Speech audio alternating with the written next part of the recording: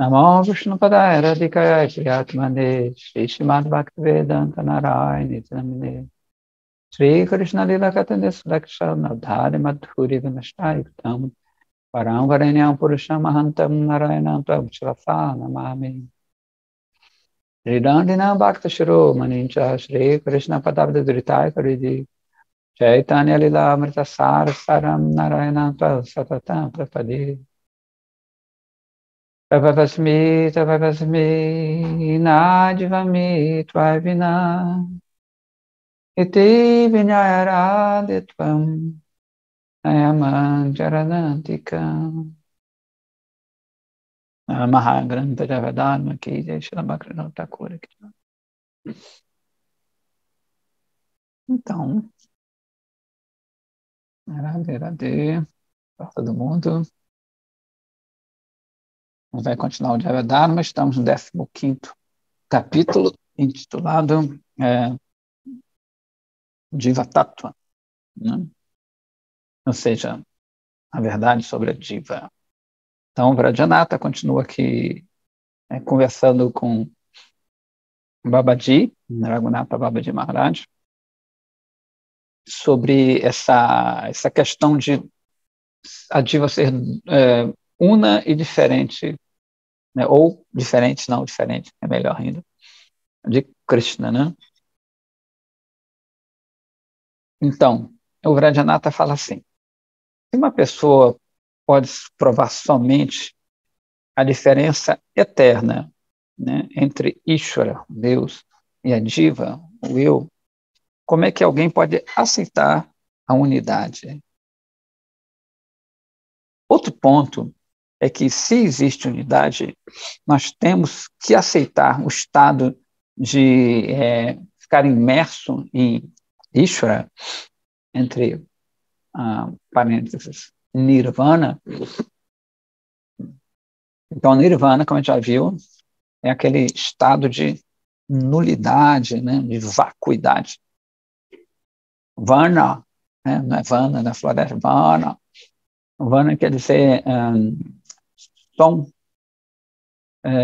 especialmente o som, segundo Mania Williams, que é um super, hiper, duper escritólogo, especialmente o som da flauta, é interessante. Bem interessante isso, né? Um som de flauta. Ele também fala que é o som de harpa, mas especial o som de flauta. Ou seja, Nira é aquele prefixo de negação, né? Onde o som da flauta de Krishna não chega. Muito legal isso, né? Então, a flauta é considerada um ser vivo, né? E Brahma é iniciado pelo som da flauta. É bem legal isso aí. A gente vê que a flauta de bambu especial, o que ela é, né? Digamos que isso aqui seja uma flauta de bambu. Isso aqui é uma canela, um pau de canela. Então, né, a flauta tem vários buracos. Buraco aqui, buraco aqui, buraco aqui. Se ela está assim no chão, sem ninguém tocar, não vale nada. Perdeu o cheiro. Não vale nada a flauta. Não.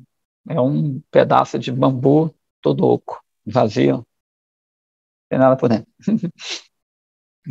Mas quando ela toca nos lábios de Krishna, ela se preenche e um som dulcíssimo sai por meio dela. Inclusive, ela chama outras pessoas para Krishna. Legal isso, né? Então, se no Nirvana não tem esse som da flauta, não tem o chamado de Krishna.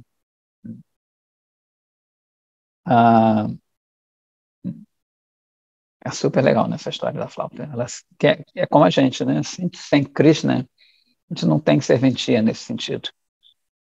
E agora a gente toca os lábios de Krishna, né? Dos lábios de Krishna sempre sai doçura. Então a gente começa a ser um instrumento realmente de chamar até outras pessoas. Além de ficar preenchido, de ter serventia, né? A gente chama outras pessoas, a gente chama outros seres, né? A nossa própria vida, né?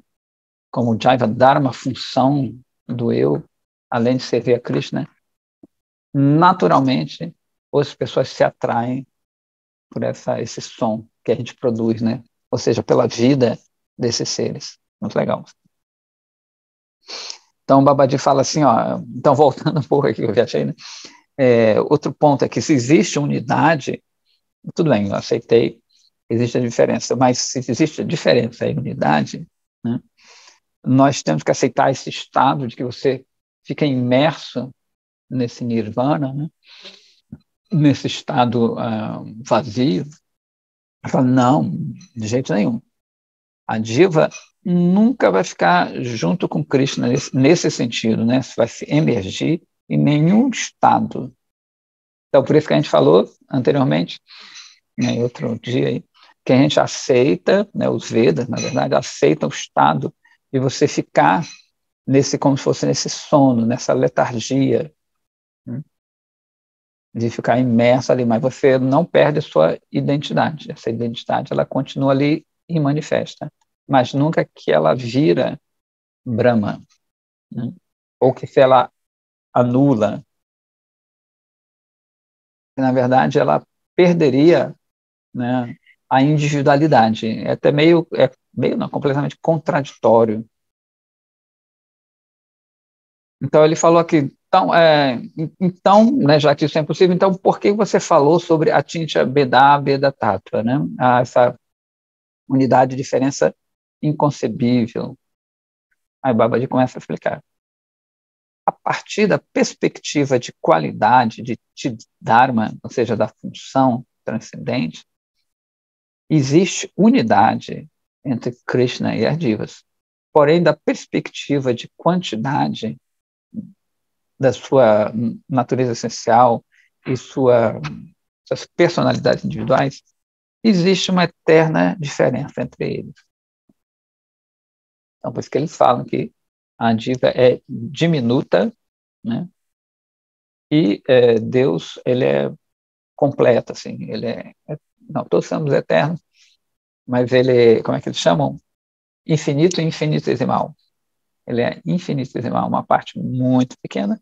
Eles dão também o exemplo da gota do oceano, né? Na verdade, tanto os Advaitavadis quanto os Duaitas vão dar esse exemplo com contextos diferentes. Mas é como a gota do oceano, que a onda, né? O oceano tem uma onda, ela pode destruir essa casa, que uma gota não pode. Bom, então, em questão de qualidade, se você analisa tanto a gota quanto o oceano, são compostos, né, dos mesmos elementos, porém a força deles, né, a quantia é diferente. O que um pode fazer, né, o que o oceano pode fazer, o outro não pode fazer. De novo, né, são exemplos materiais, nunca são perfeitos. A respeito da eterna unidade, existe a percepção de diferença é eternamente proeminente, que ela vai, inclusive, abranger, como ele está falando, a unidade. Essa diferença, ela abrange esse outro tipo de unidade, né, de percepção dessa unidade. Ele até falou do campo de girassol, lembra que a gente falou do campo de girassol? Você vê o campo de girassol, que é bonito, mas quando você vê uma rosa, né, um elemento diferente, uma flor diferente do campo de girassol, aquilo fica mais interessante, ele fica mais até perceptível, né, nesse sentido. Dá uma surpresa. Tem uma rosa no meio do campo de girassol. Dá um charme.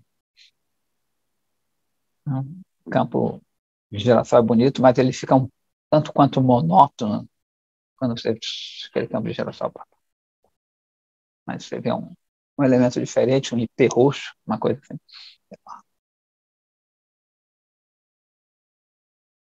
Embora o Abheda Swarupa, né, seja um fato, não existe indicação que existe tal estado de existência independente, né?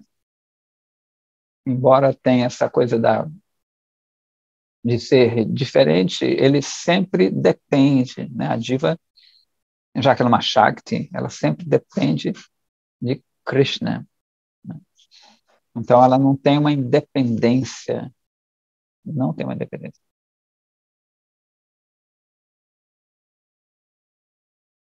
Ao contrário, a manifestação de Nitya Bheda, da eterna diferença, é sempre proeminente.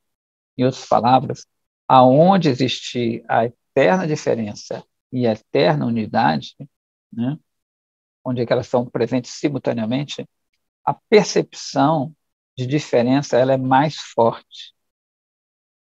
Por exemplo, vamos dizer que uma pessoa, né, possui uma casa e essa pessoa se chama Devadatta, tá dando exemplo. Sua casa é simultaneamente a Devadatta, ou seja, independente de Devadatta, que é o nome de uma pessoa, né? E Sa Devadatta está identificada com o Devadatta, né? É a casa do Devadatta. Eles estão meio unidos, mas são separados ao mesmo tempo. Embora, a partir de alguns pontos de vista, pode ser, ela pode ser considerada independente de Devadatta, ainda assim, sua característica especial de ser identificada com Devadatta eternamente existe. De forma similar, no caso de Ishvara e das divas, a não diferença, né, ou unidade, como ele põe aqui, não é uma parte essencial da sua identidade, mesmo no estágio de Swarupa Siddhi, né? Assim como a casa pode ser chamada tanto de Adevadatta, né? Ou seja, diferente de Devadatta, e Sadevadatta, ter uma unidade, tem uma identidade ali com seu dono. A partir de uma perspectiva, ele pode ser visto como Adevadatta, mas ainda assim a sua verdadeira identidade é Sadevadatta. Né? Inclusive, é mais ou menos o Devadatta que identifica ela. Né? Tem uma casa, a casa não pertence a ninguém, digamos assim, é uma casa. Todas as casas são casas, mas aquela casa do fulano, do cicrano, né? Depende deles de manter a casa, assim por diante. E, de novo, nenhuma analogia material ela é perfeita. Ele vai dar outro exemplo aqui, né? Até falar, vou dar outro exemplo. O céu é um elemento material. E existe também uma base para a sua existência, né? Somente o céu, porém, somente o céu é realmente visível. Similarmente, mesmo dentro da não diferença, né, a eterna diferença a eterna distinta diferença, que é verdadeira é encontrada. E é por isso que a diferença eterna é a única característica definitiva da realidade essencial. Né? Ou seja, a base desse ser, de ser não diferente, ou igual, entre aspas, né, não diferente, ele depende do próprio Ishvara. Sacou? Aí o Vrajanatha assim, fala, por favor, me explique a natureza eterna de Diva mais claramente. Né? Ele está tendo uma certa dificuldade, não é uma coisa muito fácil. Ele continua aqui, não, o Babaji. A Diva é uma consciência atômica e é dotada da qualidade de conhecimento. E ela é descrita pela palavra aham, quer dizer, eu, né? Ele é o desfrutador, o pensador e aquele que compreende, que entende as coisas. A diva tem uma forma eterna que é extremamente sutil. Assim como as diferentes partes do corpo grosseiro, né, as mãos, as pernas, o nariz e assim por diante, combinam para manifestar uma bela forma quando ela está estabelecida nos seus lugares respectivos. Similarmente, um corpo belo, atômico, espiritual, ele é manifesto, né? Mas, óbvio, lembrando que ele está falando, ele não é criado, ele é sempre existente. que é composto de diferentes partes espirituais.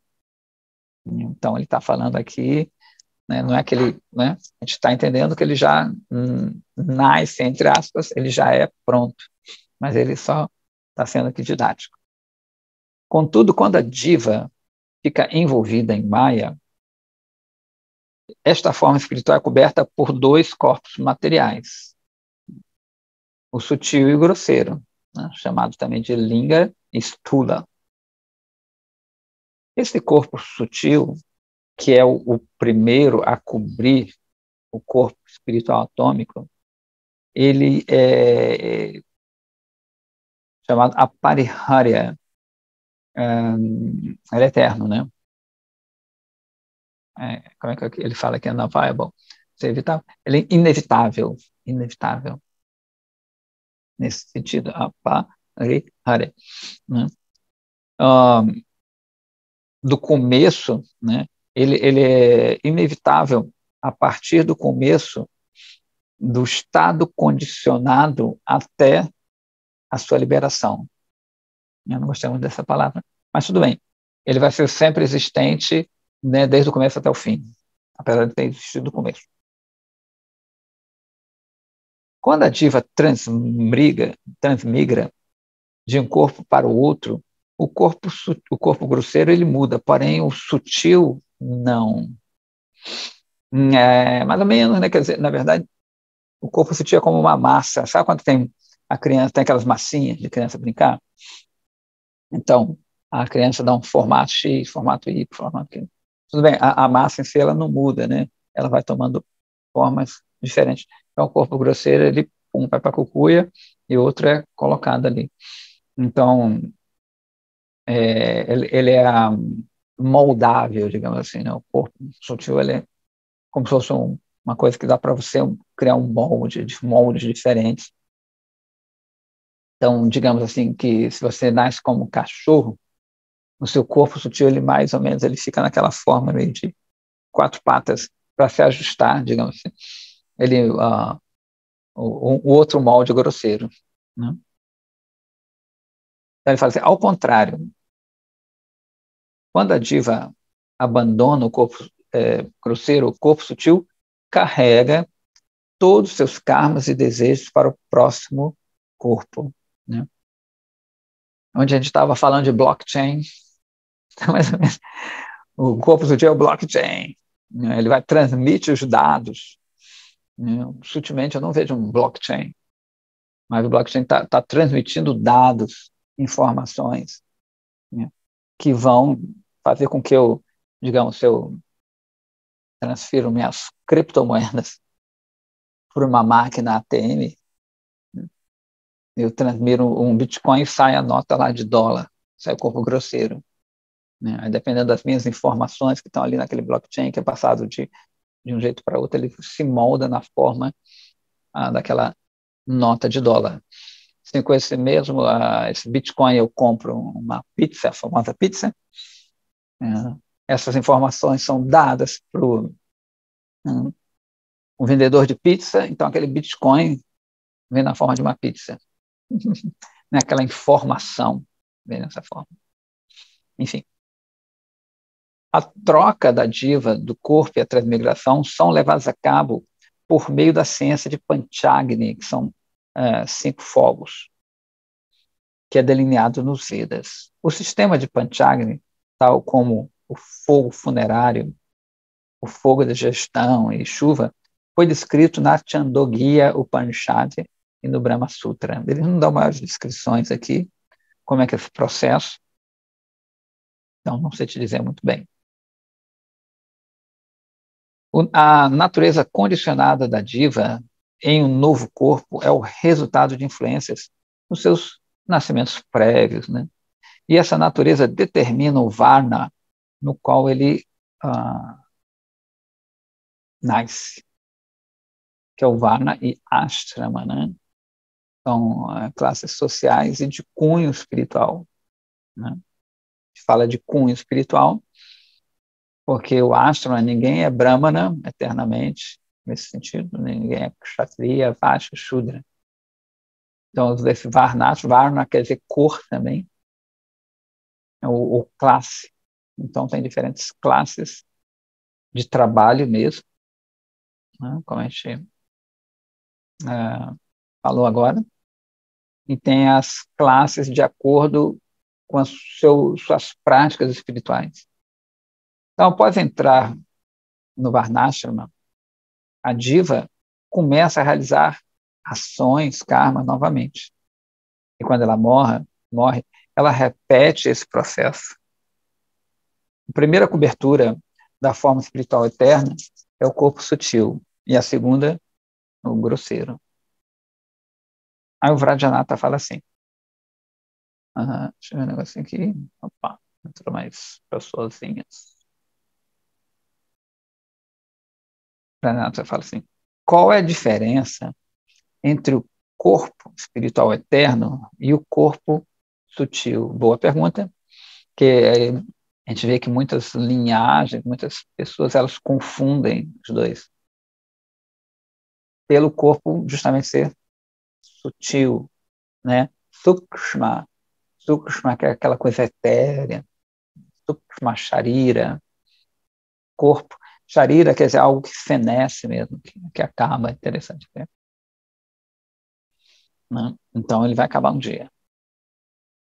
Ele vai se transformando, mas ele acaba um dia. Babaji fala assim, o corpo eterno é o verdadeiro, é o corpo original, né? E ele é atômico, espiritual, e ele não tem falha, né?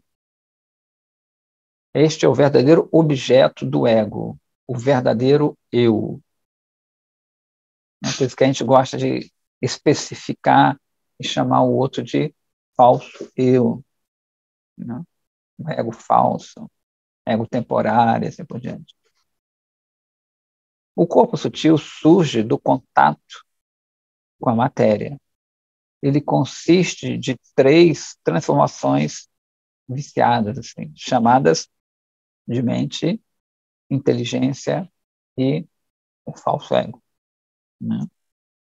Que é manas, buddhi e ahankara, que já falamos assim repetidamente do ahankara, né? Não o verdadeiro aham. O Vrajanata fala assim, essa mente, inteligência e esse ego são seres, são entidades materiais, se eles assim o são, como é que eles têm as qualidades de conhecimento e atividade, né? Se é matéria inerte, como é que faz isso? Como é que a inteligência percebe algo, a mente, o arrancar? Aí o Babaji, ele cita 3 versos da Gita, né, do 7º capítulo, do verso 4 ao 6º. Aí tem a tradução da Gita, chama-se Krishna fala assim, minha Maya Prakriti, ou Apara, que é óctupla e separada, consiste de 5 elementos grosseiros: terra, água, fogo, ar e espaço, ou éter, às vezes chamam de éter, e de 3 elementos sutis: mente, inteligência e aquele botou mesmo, falso ego, né? Ego falso, ou temporário. Além disso, ó poderoso Arjuna, né, que ele está falando para Arjuna, claro, né? Eu tenho uma Tatasta Shakti, uma Tatasta Prakriti, uma natureza intermediária, a gente já começou sobre isso, né? Que pode também ser chamada de Paraprakriti, Prakriti natureza, né? Para elevada, superior. Essa Prakriti está na forma de consciência, ela é consciente. E das divas. Todas as divas se manifestaram desta Paraprakriti, né? E elas fazem que o mundo, né, material ele fique pleno de consciência. Na verdade, né, ele está perguntando como é que isso tem consciência, é justamente pela força da diva. A diva Shakti também é chamada de Tatastha, porque ela é elegível, né, para tantos os mundos, o material e o espiritual, que são manifestos da minha Antaranga Shakti, da minha energia interna, né, e o mundo material, né, que é manifesto da minha Bahiranga Shakti. A gente falou Anta para dentro, Bahir para fora, né? Bahir Mukha, tanto que essas dias são chamadas de Bahir Mukha, né? Quando elas viram, a gente já falou isso também, né? Seu rosto, digamos assim, para fora. Existe algo fora de Krishna? Na verdade, não, né? O fora, que a gente chama de Krishna, é outro tipo de transformação de Shakti, né? Porque tudo está dentro de Krishna, num sentido maior.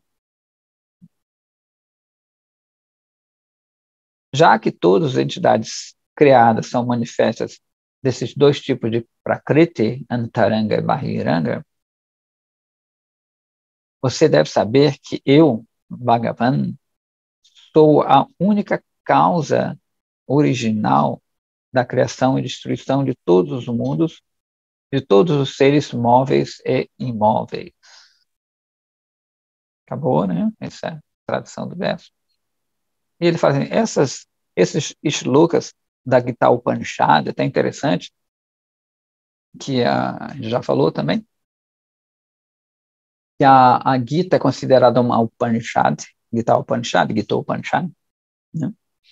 E ele fala aqui, em vez de falar da Bhagavad Gita, ele fala mesmo da Gita Upanishad, porque Grandanath tinha perguntado sobre evidências védicas, e a gente comentamos que, às vezes, alguns puristas não consideram os Puranas, né, como sendo védicos, mas a Gita, sim, né, a Gita é meio tatasta, é a tatasta dos itihasas e dos shrutis, né? Então ela pode ir para um lado, por outro, por isso que ela é chamada Bhagavad Gita ou Gita Upanishad, usando a regra de Sandhi.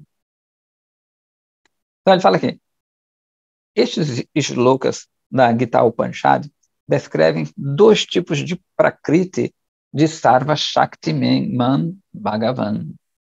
Ou seja, descrevendo dois tipos de energia, né, de Prakriti, daquele que tem todas as Shaktis. Sarva, todas, Shaktiman, o Senhor das Shaktis, de todas as Shaktis. Uma é chamada de Parashakti, que a gente já falou, que é a superior, e a outra é chamada de Apará, ou seja, inferior. Elas também são conhecidas como Diva Shakti e Maya Shakti e muitos outros nomes, né? A Diva Shakti é chamada de Parashakti, né? Ou Shrestha Shakti. Shrestha quer dizer é o superlativo de Shri, é superior, porque ela é plena de partículas atômicas espirituais. Maya Shakti é chamada de Apará, inferior, porque ela é material inerte, né? Ela é sem vida. Muito louco, né? A natureza material ela é bem interessante também. Aliás, a criação é interessante. Tudo é interessante em Cristo. Tudo é doce. Maduram, Vachanam Maduram, Nayanam Maduram, Maduradipate, Aquilam Maduram. Valabhacharya tem o Madurashta, que é essa canção que fala tudo é doce. Srishti Madura. Srishti é a criação. A própria criação é doce, mas como assim a criação é doce? Né? Essa é a visão de uma grande alma. Né? Tudo é doce, tudo é doce. A gente falando outro dia. Ah, ah, quinta-feira agora é Nrsimhadeva, Nrsimha Chaturda, assim. Aí Shukadeva Goswami, no 7º canto do Bhagavatam, ele escreve, quando Prahlada Maharaj, vou falar um pouquinho para a gente já começa a glorificar Prahlada Maharaj, né, antes, que fala, ele se refere a Krishna como Atlatma, aquele que está em todos os lugares, porque fala que o corpo de Prahlada, ele é extremamente marmustru, né? Que ele é muito delicado, e as flechas, as lanças dos servos de Hiranyakashipu não conseguem feri-lo. E ele se refere, é bonito, o Shukadeva Goswami é fera, né? Cada palavra do Bhagavatam é maravilhosa. Então ele se refere nessa hora como sendo Atlatma, está presente em todas as almas, todos os seres, em tudo, né? Então, se ele está presente em Prahlada Maharaj, ele está presente também em Hiranyakashipu, ele está presente nas flechas, nas lanças. Então, essas lanças, a ponta das lanças fica molinha, né? Krishna está presente, de certa forma, ali, e com a devoção de Prahlada Maharaj, o que acontece? Ele derrete o coração. Então, a ponta da lança, ela fica derretida quando toca em Prahlada, é quase um carinho. Brincadeira chocante, né? Enfim, é muito legal. Onde é que tá? Ok. Vamos voltar aqui. A Maya Shakti é chamada de Apará justamente porque ela é material inerte, né? A gente deu um upgrade no Jada, que, né, ficou molinho, porque Krishna, de uma certa forma ou outra, ele está presente em todos os átomos da flecha. Assim, né? A diva é uma entidade completamente separada de Apará Shakti, dessa energia inferior, né, que contém 8 elementos, como ele falou, terra, água, fogo, ar, éter, aí depois vem a mente, inteligência e ahankara, né, o pseudo-ego. Estes últimos 3 elementos materiais, eles são especiais, né? Está explicando. O aspecto de conhecimento que é visível neles é material e não espiritual. A mente cria um mundo falso por basear seu conhecimento nos objetos sensuais, das imagens e influências que ela absorve dos artigos, né, dos itens grosseiros nesse mundo, né? Eu vou olhando, eu vou tendo certas percepções, isso aqui é canela, né? Então vou identificando coisas, esses 3, especialmente a mente e o Buddhi, a inteligência, eles vão decodificando de acordo com as suas vidas prévias, né? Então vão vendo, isso é bom, isso é ruim. Aqui mesmo está tendo, aqui em Santa Teresa, está tendo um baile funk desde ontem. A música é horrível. Aliás, não sei nem se aquilo é considerado música. É um ruído, né? Um ruído estranho. E a gente acordou cedo. Eu falei, caramba, né? Como é que a pessoa ela consegue sentir prazer nisso? Não é? Que estágio essa pessoa tem para considerar isso um prazer? Vai ficar a noite toda acordada, me ouvindo uma coisa que é muito ruim, né? Mas o que é que acontece? A mente dela foi construída para identificar aquilo como um prazer.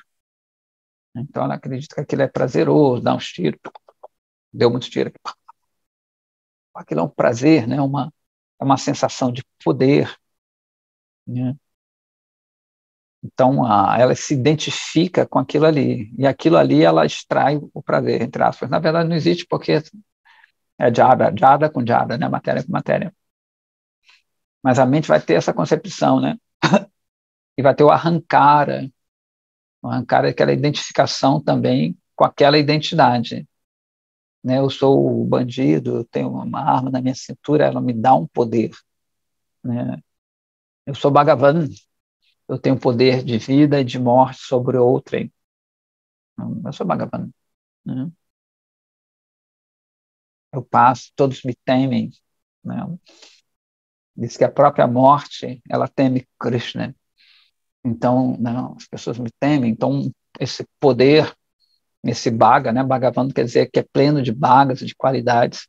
Então, eu tenho uma parcela desse poder. Né? Já que a diva está aqui querendo ser Krishna, esses farelos de Bhaga, né? Farelos de poder, farelos de beleza, né? Farelos de inteligência, farelos de luz. A gente se alimenta desses farelos, né? Vai ficando cada vez mais magro, magro, magro. A gente tenta viver desses restos, né? É bem, bem doido, né? Então a mente que ela vai absorvendo isso, né? Pá, pá, pá, pá. Então, eu vou repetir aqui. A mente cria um mundo falso por basear seu conhecimento em objetos sensuais, nas imagens e influências que ela absorve a partir desses itens grosseiros na plataforma mundana. Este processo tem sua raiz no mundo material, né? Não no espírito. Então, esse processo acontece aqui.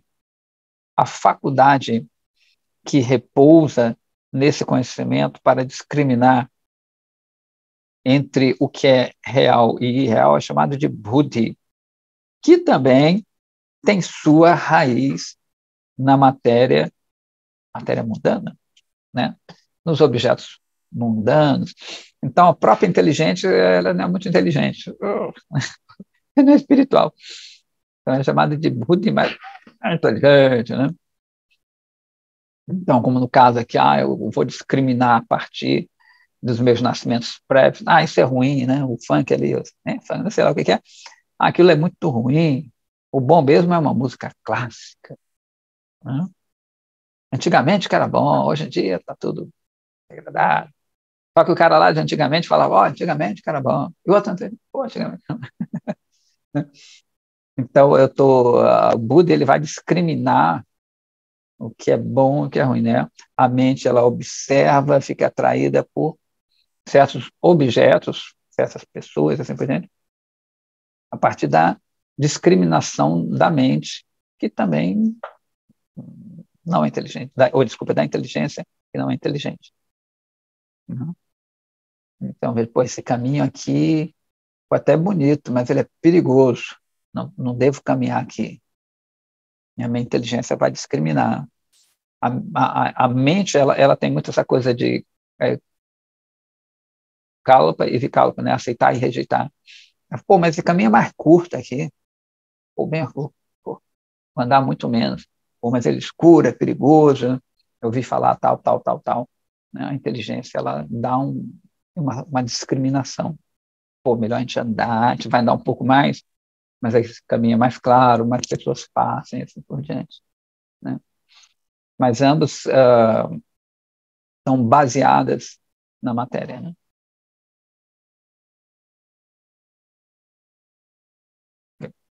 O falso eu, né?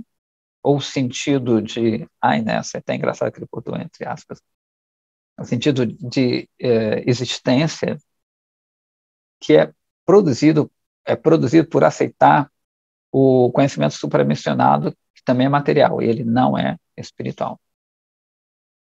Essas três faculdades juntas manifestam a segunda forma da diva, que age como uma conexão entre a diva e a matéria. Né? E ele é chamado também de corpo sutil, ou linga. Linga é como se fosse um emblema, um símbolo. Né? Linga Sharira, não tem? O Shiva Linga, que é um símbolo de Shiva. A Linga Sharira, eu gosto muito de Kama Sharira. Né? Então, ele tem 3 nomes. talvez deve ter mais, que é o Linga Sharira, né, um elemento, um símbolo, Sukshma Sharira, etéreo, sutil, e Kama Sharira. Eu particularmente gosto de Kama Sharira, porque é o corpo dos desejos, que a gente quer aquilo que a gente falou do blockchain, né? Ele vai armazenando informações que vão gerar um produto futuro, né? Eu particularmente gosto mais, né? Como esse arrancar, esse falso eu, quando esse eu do corpo sutil da diva condicionada fica mais forte, ele cobre o ego da sua forma eterna. A gente já falou também da criação. Esse ego na natureza eterna, o ego na natureza eterna, em relacionamento ao só espiritual Krishna, é o ego eterno e puro, né? E é este mesmo ego que manifesta novamente no estado liberado, né? Então, na verdade, ele está aqui, vamos lá, hoje eu estava no negócio da canela. Ele cobre aqui, ele se mantém incólume, né? Só que você se identifica aqui, e quando ele volta a ser quem ele era, né? Contudo, enquanto o corpo eterno permanece coberto pelo sutil, né, o autoconceito material, já da Abhimana, surge a, a partir dos corpos grosseiros e sutis, enquanto né, que eles permanecem fortes. E, consequentemente, o Abhimana, da sua relação, ou seja, a sua concepção, né, a Abhimana que é uma concepção em relação ao eu, nesse sentido. Então, e, consequentemente, o Abhimana da relacionamento com o espírito é quase ausente. Eu me perco, eu fico tão identificado aqui, isso é tão real para mim, que eu me esqueço de que eu sou um ser espiritual, né? Fica praticamente ausente, como ele falou aqui. O Lucius Abhimana, a gente sabe que o marido, entre aspas, de Radharani chama Abhimanyu, né? Por que isso? Abhimanyu vem de Abhimana, né? Então, por isso que eu falei marido, entre aspas, que é uma concepção, existe a concepção, o conceito, mas não é o real, que ela é casada com outrem, né? Mas é só um conceito. Inclusive, disse que aqui esse conceito ele se personifica nessa plataforma aqui. Quando os passatempos de Krishna se manifestam nesse mundo, na plataforma transcendental, não precisa transcendental, mas só para ser didático, ele não se manifesta. Existe o conceito que ela é casada, mas o próprio Abhimanyu não existe. Cadê ele? Ninguém viu Abhimanyu, o mundo transcendental. Pelo menos uma parte, né? Que o mundo transcendental ele tem vários bairros, várias coisas que tem umas coisas diferentes. Enfim, mas existe esse conceito, né? Por isso que o nome dele é Abhimanyu. E mesmo aqui, quando ele é casado, entre aspas, ele nunca toca Radharani, nunca toca Radharani. Aliás, nenhum homem toca Radharani, nenhum homem toca, né? Só as meninas tocam. O único que toca Radharani é Krishna. Assim como ninguém toca Shakti, ninguém toca Shakti. A gente viu em Rama Lila, a própria Sita, que é uma expansão de Radharani, não? Ravana nunca tocou ela. Sempre toca, ou seja, a sombra, né? Assim como eu agora não toco nenhuma alma, né? Eu toco o corpo que está cobrindo aquela alma, como ele está falando. Eu toco os elementos sutis, eu não toco a alma. Por isso que a gente sempre fala também que é preciso de um elemento completamente puro para tocar a sua alma. Né? Essa é a importância do guru. O guru toca realmente a alma através de chave da Brahma, do som. Então, né, eu posso explicar para fulano, cicrano, a gente alcança até o corpo sutil, posso alcançar a inteligência dele. Pô, não, realmente isso tem lógica, isso é assim, pereréu. Até dá para alcançar. Agora, o eu mesmo, a gente não consegue tocar. Né? Bem legal isso aqui.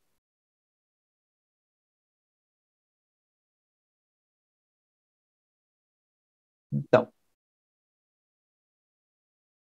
o Linga Sharira, o corpo sutil, o etéreo, whatever, é muito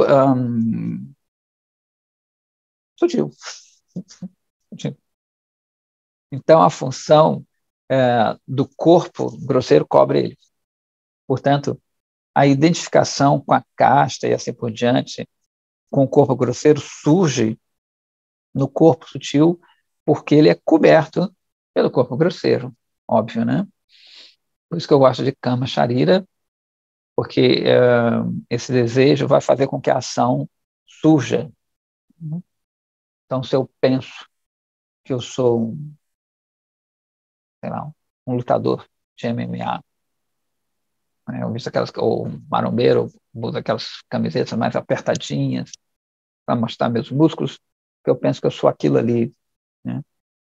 Eu penso que eu sou um artista vanguardista, eu já ponho os negócios assim, né? Tem outro tipo de corpo, inclusive, em geral.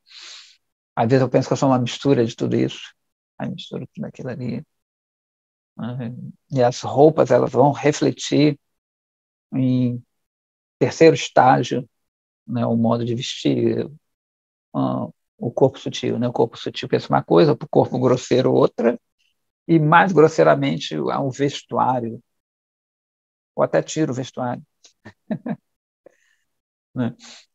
Então, tudo vai refletindo, né? Uma camada vai cobrindo a outra. E o corpo vai se manifestando também, né? Tem gente que anda mais assim, curvo. Ele está sendo, né? Tem um livro até o corpo fala, porque você está sendo oprimido, né? O teu corpo sutil ele está falando, você está sofrendo, né? O rosto, tudo ele, por isso que tem essa leitura de rosto, de mão. O corpo ele, assim como o corpo de Krishna, ele tem conhecimento, bem-aventurança eternidade. Esse corpo grosseiro ele vai ter tudo isso numa escala menor. Ele vai ter uma eternidade no sentido que ele tem uma durabilidade, né? Vai ter uma bem-aventurança que ele, realmente dele se extrai algum prazer, vai ter o conhecimento, né? Você vai poder conhecer o outro através do corpo também. Tem muitos astrólogos, né, tradicionais na Índia que a pessoa diz que eles começam a leitura assim que a pessoa entra. Né? A pessoa entrou, ela já vai vendo como ela anda, como ela senta, a testa, né, a formação física, como a gente viu aqui até no Devadama, quando vê aquele pescoço atarracado, aquela pessoa assim meio estranha, ele falou, esse cara aí não tem um karma muito bom, é uma pessoa mais ateísta e assim por diante. Então, tem muito na Índia essa... Eu me lembro que eu fiquei em Delhi uma época, né? Às vezes eu faço compras lá, aí de manhã, às vezes não tem nada a fazer, eu passei a cidade, não tem nada demais, aí tinha um cara que lia a testa, ele olhava para a sua testa, ficava lendo. Eu era especialista em testa. Eu falei, ai meu Deus, eu era especialista em testa. É um testador. Ai, ai, ai. Então eles veem, né, que o corpo ele traz essa lembrança da outra vida. A pessoa que nasce com muita deficiência mental, né, física, né, ele fez coisas que não são interessantes, né? Então o corpo ele vai retratar aquilo ali.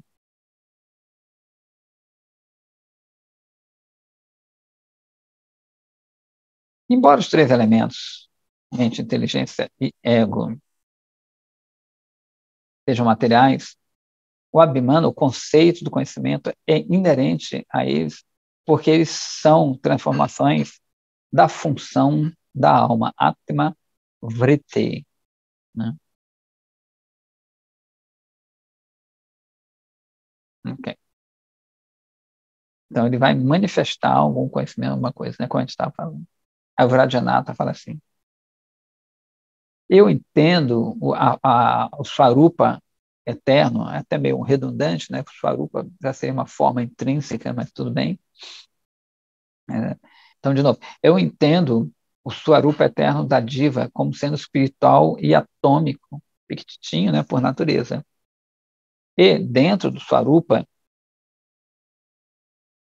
existe um belo corpo composto de membros espirituais. Na verdade, não é dentro do Swarupa, o próprio Swarupa é assim, né?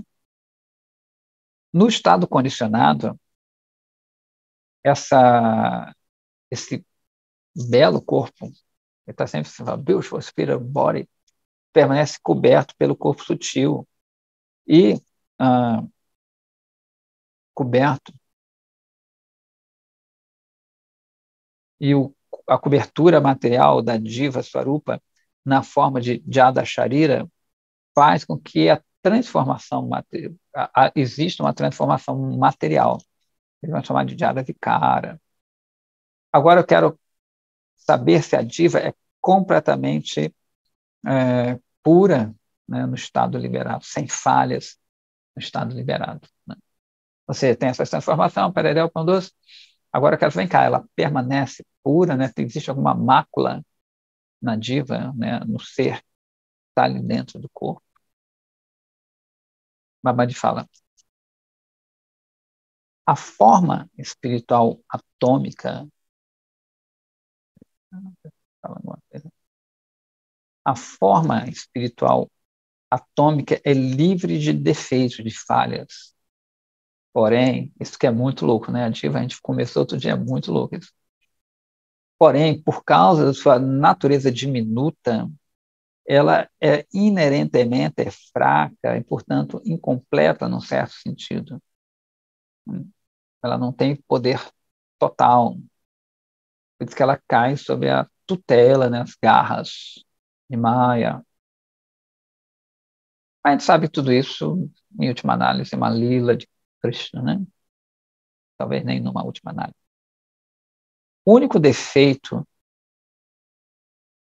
no estado, nesse estado, né, é que a forma espiritual da diva pode ser coberta por meio da associação com a poderosa Maya Shakti. Então, o único defeito, digamos assim, que ela possa ser, é que ela tem essa fraqueza de poder ser coberta, né? Mas isso é a função dela. É um assunto delicado, né? Mas isso é necessário para as lilas de Krishna também. Né? De novo, a Jada, a matéria inerte, qual seria a função dela se a gente não a animasse? Né? O que seria do mundo material, daquele ponto escuro, e não faz nada. Então, é necessário a diva, nós, para animar essa matéria, para que as próprias liras, muitas liras de Krishna aconteçam. Então, é um pouco difícil, mas lá, tudo desejo de Krishna. Tudo, né? Krishna está controlando tudo. É difícil a gente entender isso, especialmente quando a gente está numa situação muito precária. Ele está chorando, sofrendo. Oh, Krishna pode querer isso, né? Por isso que vai existir muitas vezes uma revolta para Deus, né? A pessoa pode ficar muito revoltada com Deus devido a esse não entendimento. Quanto mais identificado com o corpo, mais difícil a gente vai entender isso, vai ser mais difícil entender isso. E como eu sempre falo aqui, essa projeção antropomórfica, né? Você projetar essa qualidade nele, de que, poxa, ele está me fazendo sofrer, foi por causa dele, por que ele fez isso? Né? Por que tudo isso existe? Por que não acaba isso no estalar de Deus? Por que não acaba toda essa história aqui? Né? Toda essa história, em última análise, também é ele funcionando. Ele não pode acabar a si mesmo. É muito louco, né? É bem interessante isso. Então, ele falou aqui que ela,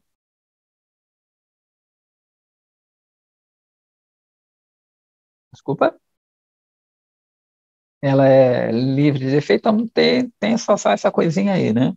Que ela pode cair sobre a tutela de Maya Shakti. Aí ele cita o Bhagavatam 10.2.32, fala assim: Ó Senhor dos olhos de lótus, não Vaishnavas, tais como os Jnanis e os Yogis e os renunciantes, falsamente consideram-se liberados, libertos, mas sua inteligência na verdade, não é pura, porque a eles falta-lhes devoção. Bacana isso aqui, né? Então, a gente vê que tem muita história, o yogi está liberado, né, o fulano tal entrou no nirvana. Outro dia mesmo eu vi um monge assim, em estado de nirvana, o pessoal fala, estado de nirvana, todo mundo glorificando aquilo ali, naquele estado que na verdade é indescritível também. Porém, o Bhagavata Purana fala, olha, isso aí não é libertação, porque carece o quê? Essa, ele vai falar, já falou? Não, porque carece a devoção neles, né? A pessoa não tem devoção por Deus, Krishna, Krishna. Então, como é que ele pode estar no estado liberto, liberado? Então, ele continua aqui, eles executam austeridades severíssimas, penitências, e alcançam o que eles imaginam ser a sua posição liberada. Mas eles caem. Isso aqui é interessante. Mas eles caem dessa plataforma para uma plataforma baixa, devido a negligenciar seus pés de lótus, né? Então, será que eles ficam lá para sempre, alcançam o nirvana para sempre? Uns dizem que pode sim, pode ficar lá, e outros dizem que não. Inclusive, diz que essa própria posição, na verdade, também ela já é uma posição caída. Uma vez perguntaram para Srila Prabhupada, nós tem uma teoria que a gente vem do Brahma Jyoti, que a gente cai, né, do Brahma Jyoti. Prabhupada falou, mas essa já é uma posição caída. Então, como é que você vai cair de uma posição caída? Então, interessante isso. Enfim, né, é dito que falta isso e a pessoa acha que essa abnegação do mundo, né, essa entrada na negação, ela é positiva. Pela Bhakti-Rakshaka Deva Goswami Maharaj, ele fala que existe, que é justamente você percebe o negativo, mas não percebe o positivo. Você vê que o mundo realmente ele não traz nenhuma vantagem, não é meu lugar, mas ele simplesmente se anula desse mundo, né? Ou seja, ele percebe essa energia negativa, mas não a positiva. E ele, naturalmente, ele vai se negativar também. Isso mostra que a constituição da diva sempre vai permanecer incompleta, não importa o estágio elevado que essa diva possa alcançar. Essa é a natureza inerente de Diva Tattva. E é por isso que é dito nos Vedas que Ishvara é o controlador de Maya, né? Enquanto a diva permanece como sendo controlada por essa energia Maya em todas as circunstâncias. Tem o verso da Gita, Daivi Riesha Gunamai Mama Maya Duratyaya Maya Vaya Praparete Maya Etantarantite, né? Como ele falou aqui na Gita, fala, né, que Daivi Riesha Gunamai, Daivi Riesha Gunamai. essa natureza Daivi, olha, é divina. Ela é plena, Mai de gunas. Né? Ela comporta os gunas. Ao invés de guna, Mai, Mama Maya, né? Ou seja, minha Maya, Krishna está falando. Ela pertence a Mama Maya Duratyaya. Ela é muito difícil de ser conquistada, é duro mesmo. Né? Man Evaya Prapanente, Mayam Etam Taratite. Man Evaya Prapanente. Mas aqueles que Prapadhyante, eles se rendem a mim, Tarantite. Eles podem se livrar muito fácil disso aqui. Né? Eles vêm a mim, que é rapidamente removido. Então, a gente acaba aqui o capítulo 15. A gente vai entrar no capítulo 16, chamado Prameya, Diva possuída por Maya. Acabou até o som ali. Beleza. Tendo ouvido a descrição iluminosa, iluminante, brilhante, melhor, tendo ouvido a descrição brilhante de Diva Tattva no Dashamula, Vrajanata retornou à sua casa. Na sua cama, ele não conseguia dormir e começou a refletir profundamente, entre aspas, né? Eu recebi uma resposta, né, à minha pergunta: quem sou eu? Agora eu posso entender a mim mesmo como sendo simplesmente um átomo de luz dos raios refulgentes do sol espiritual Shri Krishna. Embora atômico por natureza, eu tenho meu próprio valor inerente, o meu propósito, meu conhecimento, e uma gota de bem-aventurança espiritual, bem do Tidgata Ananda. Então, é super legal isso aqui, porque a gente vê que sempre o Vrajanata, os outros pessoas que não, os outros discípulos, no final eles ficam eles ficam deliberando sobre o que aconteceu, né? Eles ouviram. Sempre está sendo assim, né, Dharma?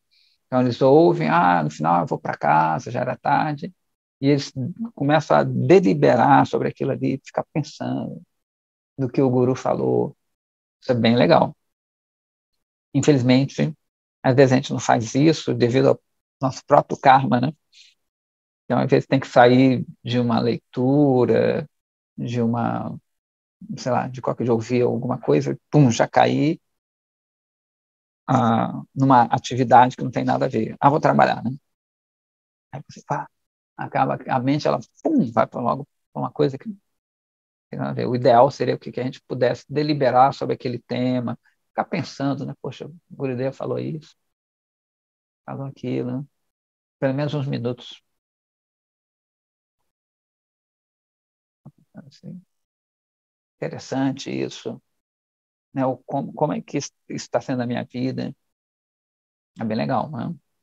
E eles fazem isso aqui. Ele continua: meu swarupa, minha forma intrínseca, é de uma partícula espiritual, tipo Kana. Kana é uma partícula. Embora essa forma seja atômica, ela é como, né, comparada à forma similar à humana de Krishna. Agora eu não posso ver essa forma. Isso é meu infortúnio.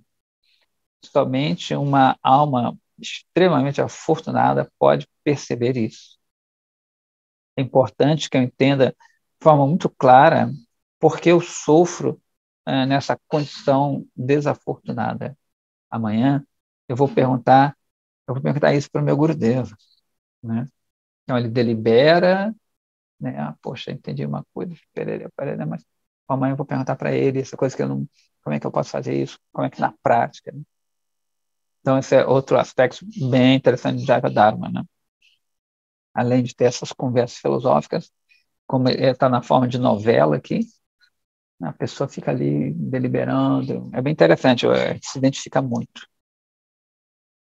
Pensando assim, ele finalmente dormiu por volta de meia-noite.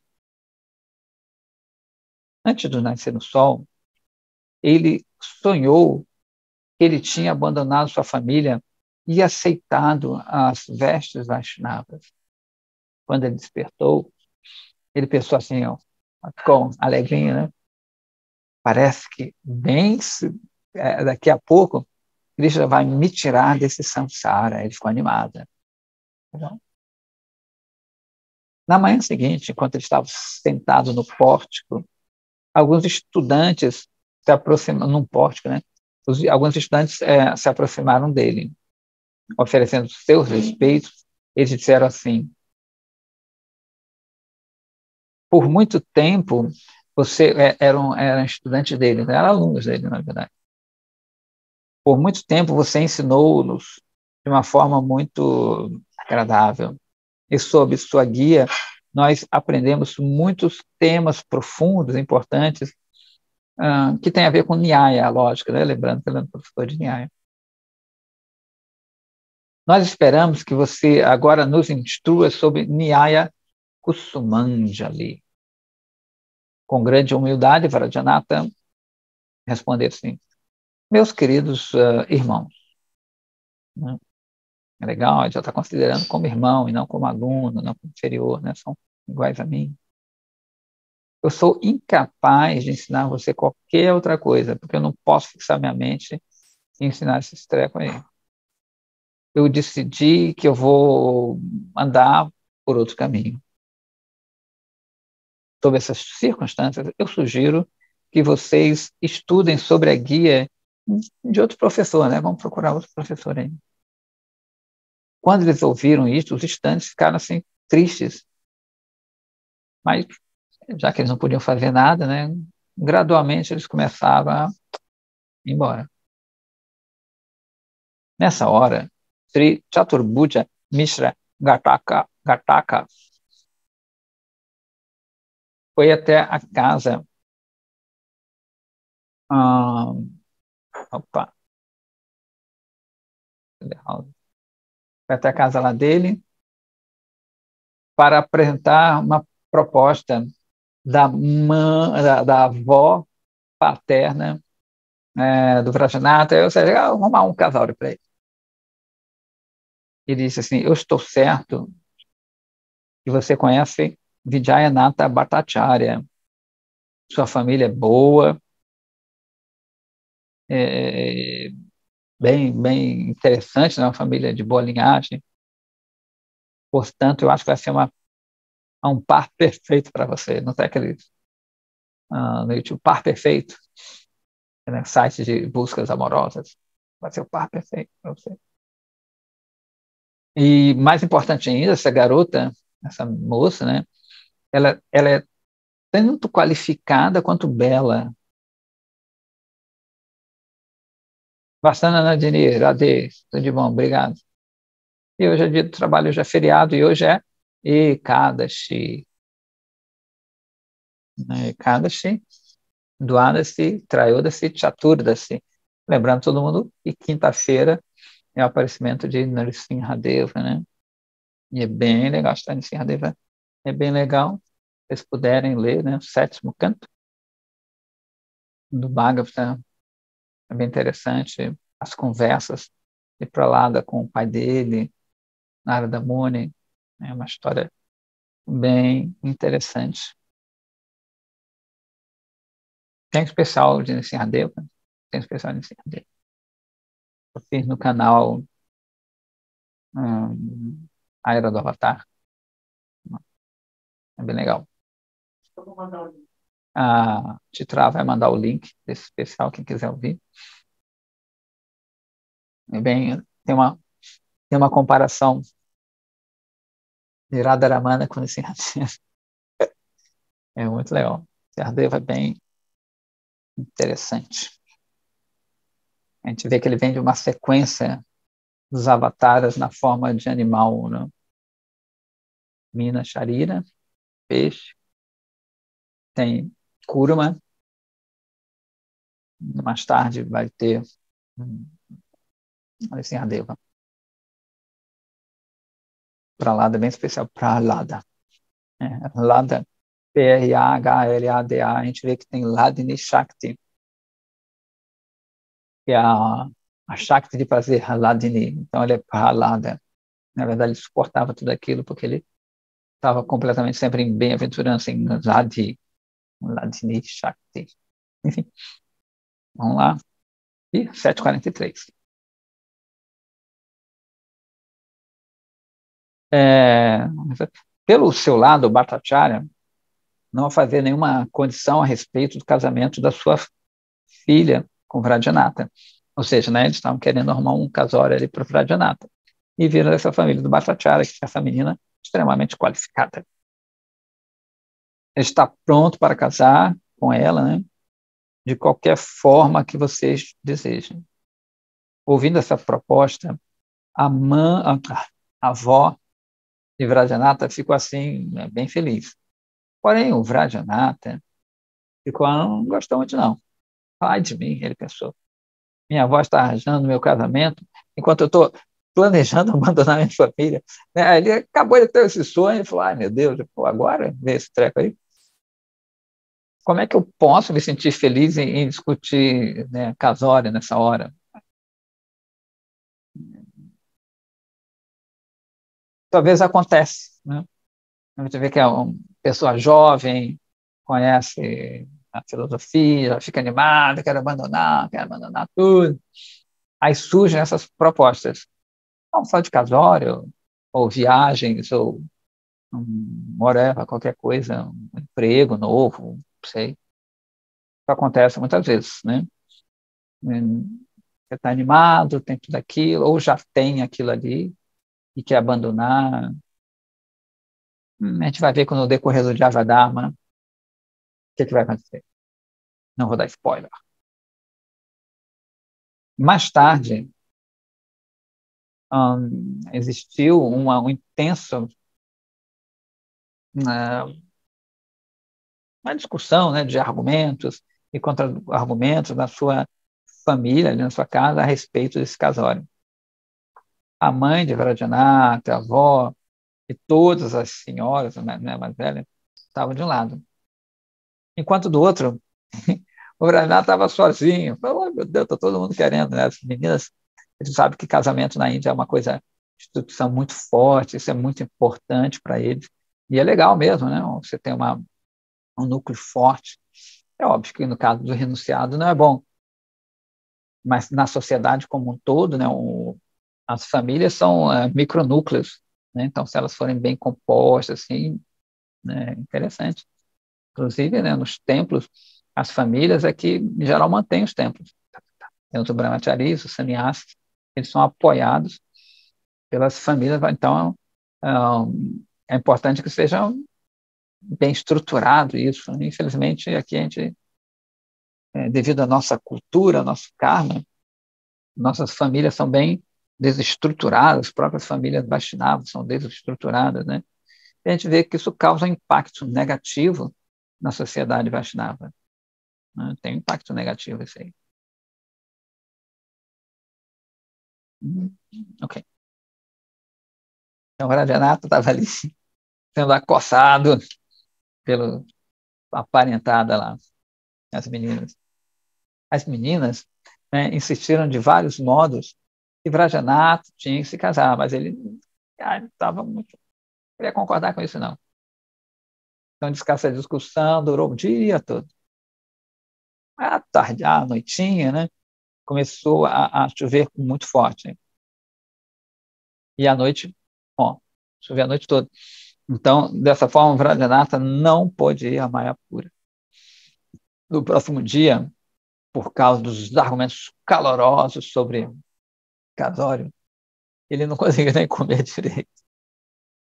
À noite, ele foi até a cabaninha do Babaji. Ele prestou reverência, sentou perto do Babaji e que falou assim, ontem estava chovendo muito forte, né? Provavelmente foi por isso que você não veio. Vendo você aqui hoje, eu sinto muito prazer, fico muito feliz. O Vrajanta falou assim, Prabhu, eu estou assim com um problema e que eu queria falar com você mais tarde. Por favor, explique para mim se a diva é uma entidade espiritual pura, se ela é assim, né? Como é que ela fica entranhada nesse mundo material. O Babaji sorriu e disse o seguinte, o 6º capítulo de Dasamula, que a gente vai ver na próxima segunda-feira. Não percam os capítulos do Jaiva Dharma, né? São 7h48. Tem pessoas que, apesar de ser feriado, tem gente que eu sei que trabalha, uma pessoa já foi, tem que fazer suas coisas. Então, né, está ficando, né, agora interessante, sempre foi interessante no começo, a gente vai ver como vai ser a vida de Vradinata. Então, se alguém tiver alguma pergunta, alguma coisa assim, um comentário, né? Não, está tudo tranquilo.